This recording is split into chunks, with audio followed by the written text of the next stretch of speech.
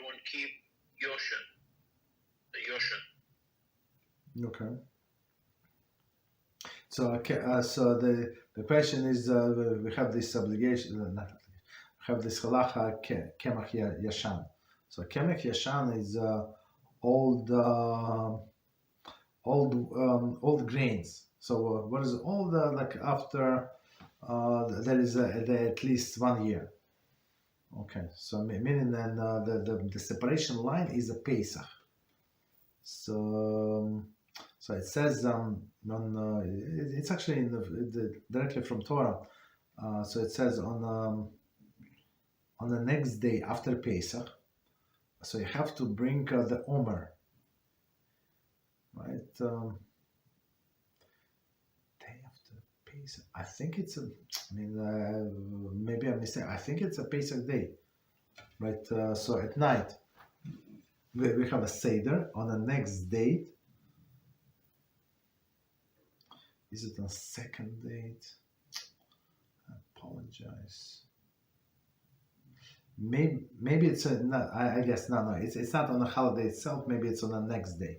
So, but we start counting Omer from a second night of Pesach, right? That's what we. So they the Kohanim would go to the fields, and they would cut barley, and bring it to the altar as an offering.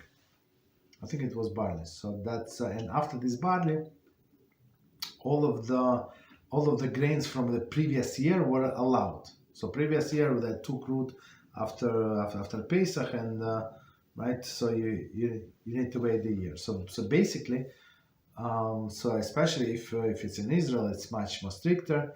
Right. If you're exiled, not the diaspora, not everybody agreed that it's actually biblical. Some say it's not even rabbinical. Why? Because there are two doubts, right? What is the doubts? What is the doubt? The doubt first one, if you obligated to keep it, right, in diaspora, and second doubt when this actually grain was harvested. Like, was it a year ago or this year? So that's the second doubt. So, but today it's like it did not start today. It started. I don't know when it started. I tell you the truth. But for example, when you buy flour or some other grain, so that there is a stamp, not with the date when it was produced. They're not going to put on the package, on most of the packages, but they would put their stamp like a batch number. So at batch number, it could be 5 digits, 6 digits, depending on company, like letters or something, right? And numbers. So, and you can always call the company, and they would tell you like exactly everything, whatever you need to know about this flour. So they say, yeah, we milled it this summer, like let's say this summer, but this grain is from this place and that place, and so that they could trace it down. It's very interesting, and they can tell you exactly it's from last year, from this year. So yeah, and there are some websites that I saw. I did some research. They actually give you exactly this. They already maybe they connected to their database. I don't know how it works, but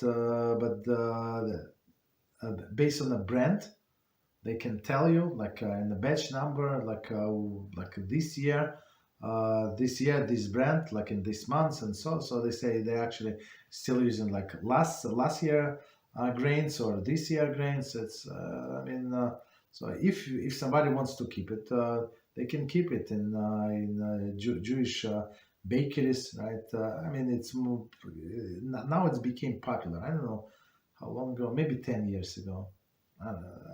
You want to say, well, I don't know. So, but before that, it was some people kept it, but now people try to go to hummus, and on a pizza it says kemech yashan, meaning old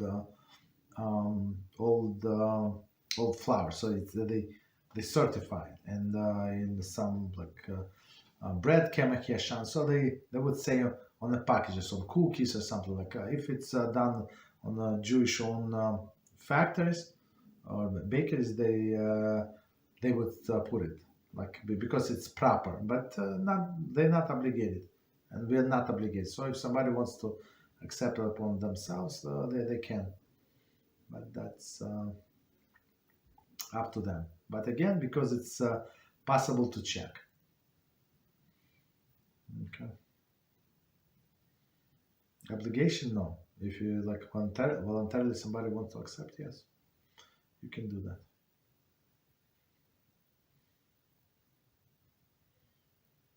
Thank you, Rabbi. You're welcome.